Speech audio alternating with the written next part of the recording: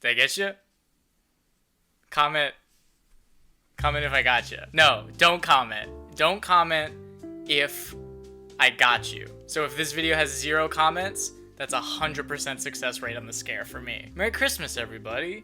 It's that spooky time of year again, where we tell scary ghost stories and tales of the glories of Christmases long, long ago. It's the most wonderful. So what I wanted to do today in the spirit of Christmas is to take a look at some of the most seminal Christmas classics and rank them through a bit more of a spooky lens, specifically by how scary I think their protagonists are.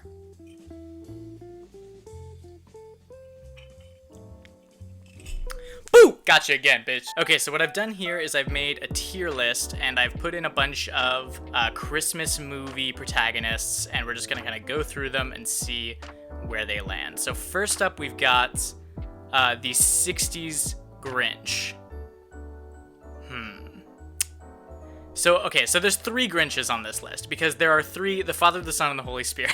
There are 3 very distinct versions. So I don't want to rank them all as one collective Grinch. So let's look at 60s Grinch. He is more of a kind of curmudgeon, in a kind of a lovable curmudgeon, I think, though he is voiced by Boris Karloff, who played Frankenstein. So that's got to get him some spooky points. No, he's just so much fun. How can you be afraid of a fun little goblin like that? I'm gonna put him in B, C. We'll put him in B for now. Jim Carrey's Grinch eats glass and would kill a child if given the opportunity, and likely has. So I'm gonna say that's an S tier. That is a terrifying man right there. Then we've got the Cumberbatch Grinch. This just makes me sad, man. Look at him. He's doing the DreamWorks eyebrow. No one who's scary can do the DreamWorks eyebrow. This is unacceptable. I have qualms with this man, and I'm going to go through them right now. First off, his dog Max has like a gel spiked haircut, which means that either Max did that himself, which is dumb, or the Grinch did it, which means that the Grinch not only has a stylistic sensibility, but his sensibility is gelled, spiked hair. And that's a problem for me and for where I'm at in the world today. Also, he feels the most naked to me out of all the Grinches, and he feels that way because I think it's because he operates in Who society so much. Like, this is a Grinch who goes to the supermarket, and it's like not a big deal. No one cares. Everyone greets him like he's just a normal guy, and all of them are wearing clothes. So why is he nude? I think my problem is that this Grinch is just a normal guy who's a bit of an asshole, and that they refused to make him in any way scary in his design. They just, like, you might think like, oh, I just picked a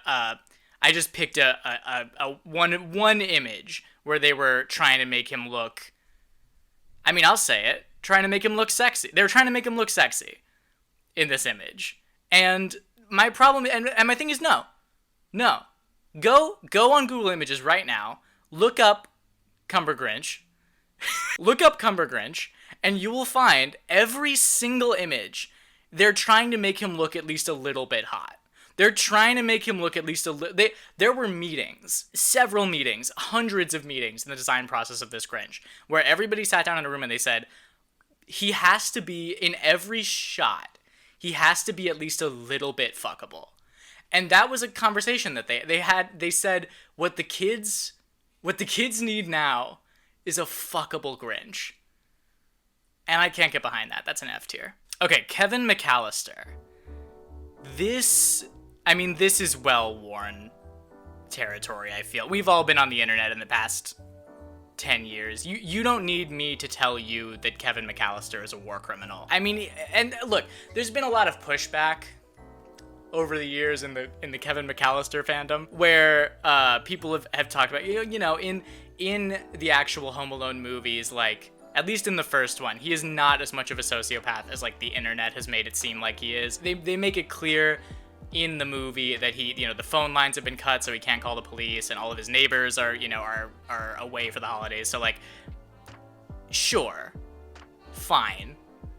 But he does torture those two men, and he does it in a way that is incredibly inventive and speaks to a mind not just for murder but for torture. I think that if I was a relative of Kevin McAllister, if I had to live in his house, and I found out about what he did to those guys, I would be terrified of him. And not because he defended himself, but because of how good he was at just brutalizing two adult men as a child with very little prep time and no money. Like, imagine what Kevin McAllister could do with 6 months and a credit card. Imagine what he could do when he's old enough to purchase firearms and explosives and drive a car. Like, I don't want to be around, I think, when that's going on. And also, didn't Joe Pesci say...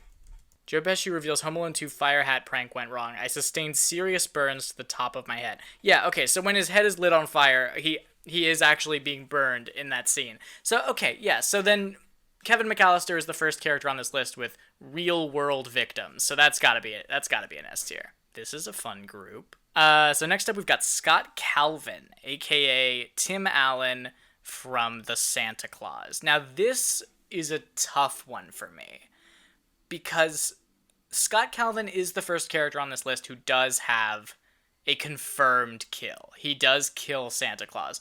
But does he, though? Because I feel like... Let me pull up the scene.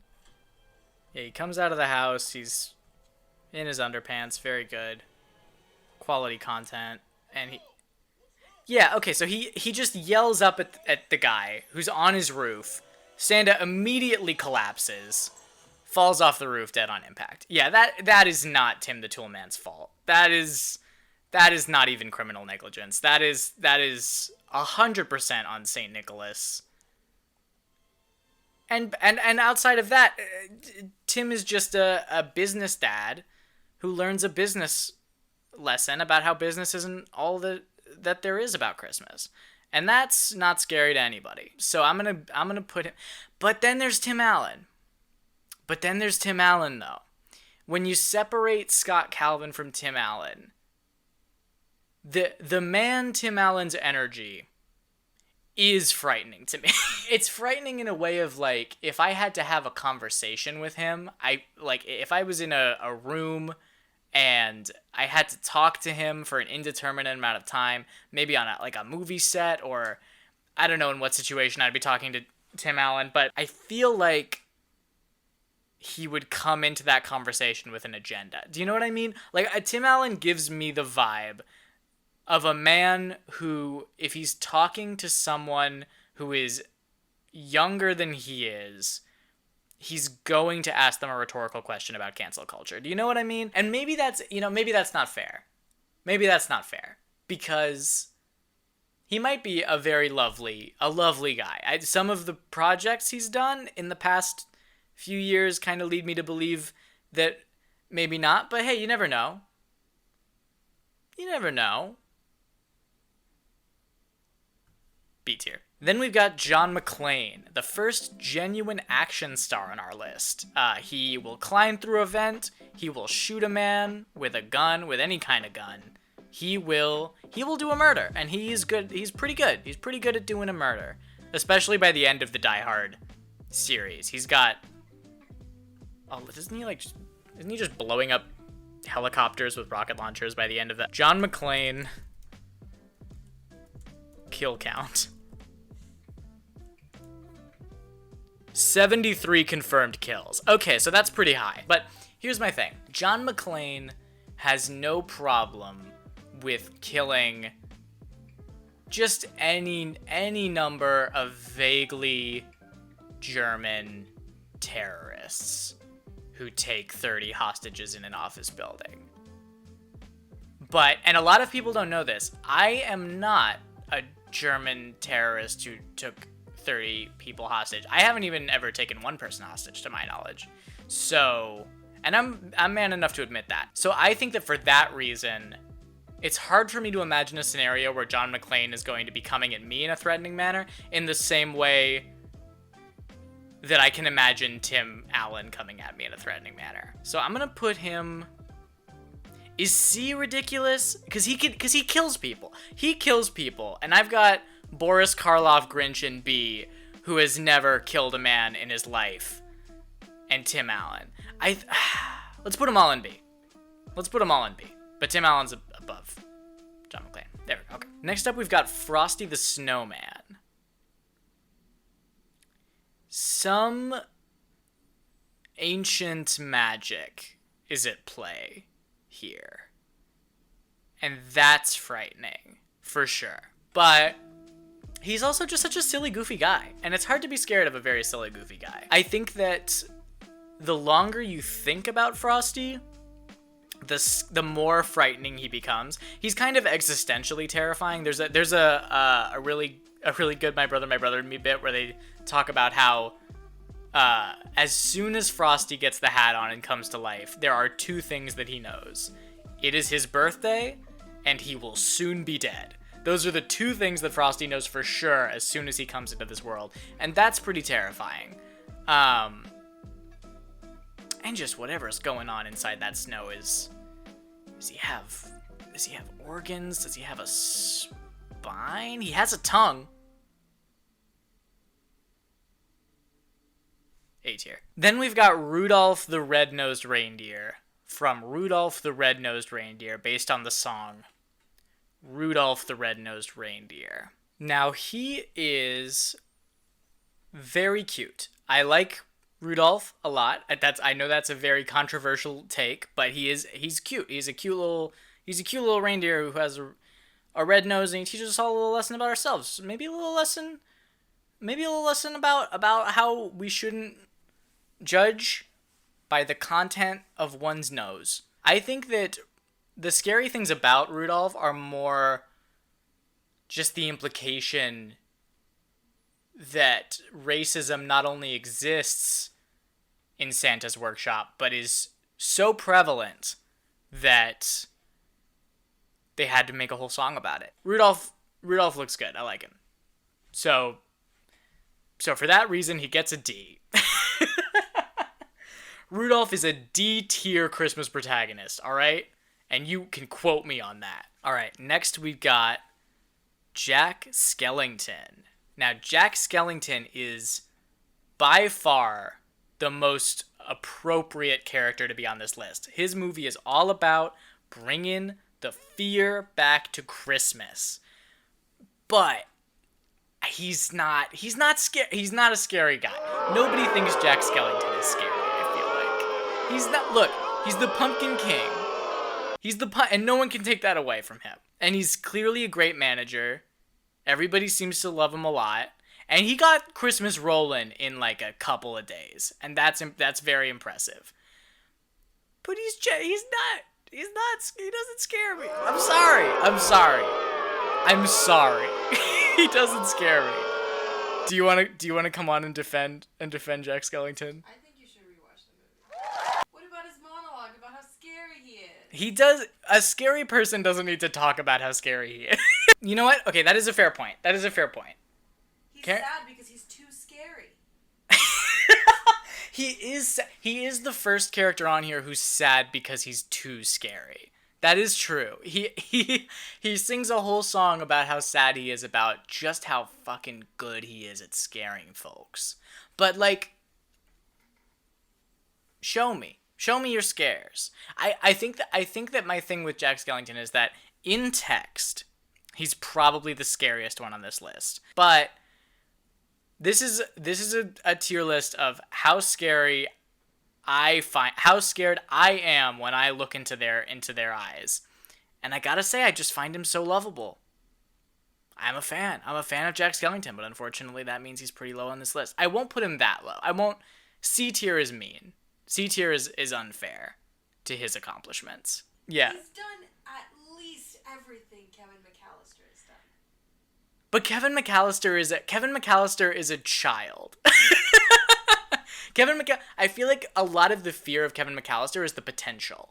Like what he'll turn into as he grows in both height and skill. I'm going to do B. I'm going to do A. I'm not going to do S. I'm not going to put Jack Skellington in S. I refuse. I'm going to do we'll compromise. We'll say he's a B. We'll say he's a B. Okay, so then we've got Ebenezer Scrooge. Ebenezer Scrooge from A Christmas Carol. The image I used here is from A Muppets Christmas Carol, which is the best version and the best Christmas movie. I will not be taking questions, but there are a lot of different versions of Ebenezer Scrooge, and I didn't want to separate them in the same way that I separate the Grinch, because I think that all of the Scrooges are very similar, and they do serve a very similar purpose in the way that the Grinches don't necessarily. And I would say that even though A Christmas Carol is the original scary Christmas ghost story, outside of, I suppose, Jesus, Scrooge himself is not what's scary about A Christmas Carol. Scrooge is a satirical, very clever reflection of capitalism and of our own kind of greedier impulses, and what happens to him is what's scary. The looking at the course of his life and seeing how he's squandered it and how he's destined for just this sad, lonely funeral where everyone in town is happy that he's dead, and the moment where he's looking at his own gravestone and begging for his life is like, that's what's scary about A Christmas Carol, and not Scrooge himself. So I'm gonna put him in D? C? He's not the same as Rudolph. I'm gonna put him in C. Let's put him in C. And let me see, how many Scrooges have there been? How many film adaptations of A Christmas Carol are there? There are 16 movie. That's too many, I'd say. Oh yeah, Jim Carrey's on our list again. A lot of representation for Jim Carrey and scary Christmas people. What? Wait a minute. What is this? Why does he look like... What is this? Is this that Netflix one? Is this the... Oh, I forgot about Lily's Garden Scrooge. Oh my god. Can we just can this video become a review of Lily's Garden Scrooge? Where is it? They can't hide it from me. The fact that it's not on the front page and it's the day before, it's the 23rd. It's December 23rd when I'm recording this. And they are not putting that shit on the front page. A Christmas Carol. Come on. Yeah, here it is. It's called Scrooge. Watch where you're walking, Oh you great clumsy lump. They Grinched him. They made him hot. Sorry, Mr. The bastards. How old is he supposed to be? He's like 40. He's got a sidekick dog. Because that's the vibe you get from Ebenezer Scrooge. Real dog lover.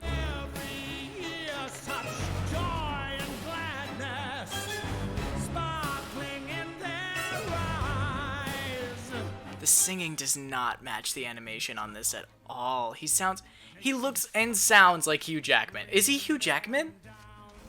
No, can't be. Wait, can the dog see the ghosts too? Yeah, he can? Okay, cool. So they're real. That's fine, yeah. Dog can see the ghosts. We have a witness. Ooh, Marley looks pretty cool. I like the coins over the eyes. That's cool. Let this be the day I say goodbye. This movie wants to be Greatest Showman so fucking bad. This is an interesting group of people at this Victorian era house party. Wait. This is what's been bothering me about this the representation in this movie. They use people of color in the same way that A Muppet Christmas Carol uses the Muppets. Like think about it. Everywhere that there is a non-white person in this movie, if you swapped them with a Muppet, they would be serving the exact same purpose. Like a couple sprinkled into the crowd shots, or like in a window, so you're like, oh wow, there's one. Like, not the dog being involved in the death future scene. Not the dog being the only attendee at his funeral. How did he get there? Is he just... Where's he going after this? It's just the dog. It's just him. What the fuck? The dog is pulling him back. Oh, I should have put this Scrooge separately. I should have separated this Scrooge.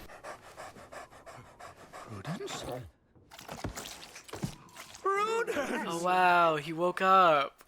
Good thing he's got his whole life ahead of him because he's only 25. Wow. It was Luke Evans from Dracula Untold? Okay, A tier, S tier. S tier movie. S tier movie, S tier fear. I'm quaking in my boots. I am shivering and shaking on Christmas Eve. Yeah, S tier. There's no question. That was terrifying. Okay, so I think that is our list. So in F tier, we've got Cumberbatch Grinch, a true embarrassment. Then in D tier, we've got Rudolph the Red-Nosed Reindeer, a lovely, lovely little guy, D for deer. We love that. C tier is empty. We leave that spot open for the Holy Spirit. Then B tier is 60s Grinch, John McClane, and essentially Tim Allen the Man. That's not really fair to that character, but you know, it's my list, and that is the fear that I feel. So then A tier, we've got Frosty the Snowman, who only gets scary once you've thought about him for too long, and Jack Skellington, who, according to the text, is very scary. He is, you know what? He does have a scary look. I will also say that. I like his kind of... I have a thing with spiders, and I feel like his kind of... like spider... like kind of long, thin appendages is pretty creepy. We love that. We love a tall king. Then we've got in S tier, Jim Carrey Grinch, the scariest man alive. Kevin McAllister, who represents mankind's capacity for evil, and Scrooge, because I had to watch that Lily's Garden ad with him in it, and it made me upset. So, yeah, that is our list. Thank you so much for watching. Happy holidays, everybody. If you guys like this, then maybe we can make a kind of tradition out of it. Every holiday season, there are a bunch of Christmas protagonists we never got to. Next, let's say this. Next year, if people like this kind of video, next year we'll do another tier list, and we'll lead with Alvin and the Chipmunks. Who am I kidding? They're S tier. They're obviously S tier, no question. All right, bye. Woo! 3 times.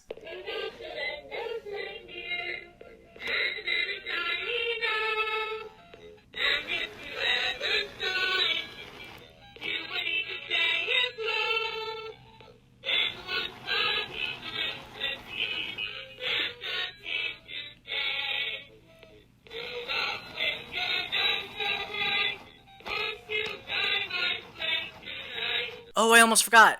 The baby Jesus. That is gotta be